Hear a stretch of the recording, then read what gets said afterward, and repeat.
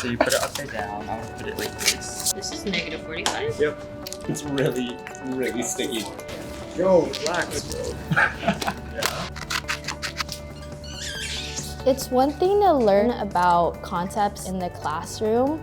It's another to really apply those concepts in industry. When we're creating our master template and creating our plies for our eventual scarf repair, we have our panel here. MSC does this thing called a capstone project, which allows us an opportunity to get hands-on experience in the industry prior to even going out and getting our degree. And I think that's an amazing first step into getting into a career in engineering. Historically, planes have been made out of metals primarily, and those are pretty simple to repair after lightning damage. So with composite aircraft, when you do a repair, you are fundamentally breaking the carbon fiber, which when you do that, it causes the lightning protection scheme to fundamentally change. The project we are working on is with Boeing. We are basically trying to protect a repaired part of the aircraft after like a lightning strike, and coming up with design schemes to limit how much a lightning strike can damage the part. Airplanes are struck by lightning probably twice a year. We are going to be mimicking lightning damage and then repairing them for another strike of lightning. We're trying to detect what the extent of lightning damage is and how we can further prevent them in future repairs. The primary repair technique is called a scarf repair. And that first involves removing the damage through sanding and cutting, and then replacing the damaged plies with new plies, bonding it through an adhesive, and then curing it and hardening it, and then sanding the external layer so that it's flush and smooth with the original material.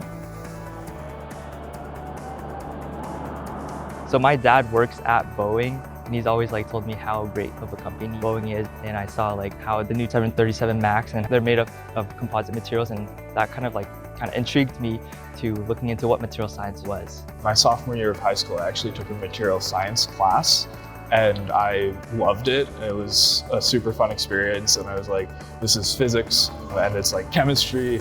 It sort of brought some of my interests in science all together, and I haven't lost that feeling even now as a senior in MSE.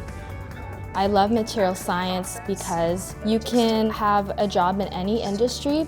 Material science is focused on understanding the building blocks of every material.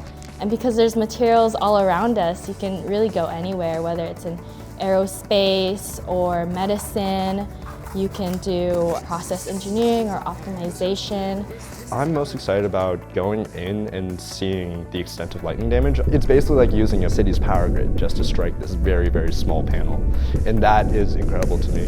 What I love about this capstone project is I get to work in a diverse student team where I practice interdisciplinary skills like communication and giving feedback and supporting one another. But it's also really cool because you get to see how industry teams work.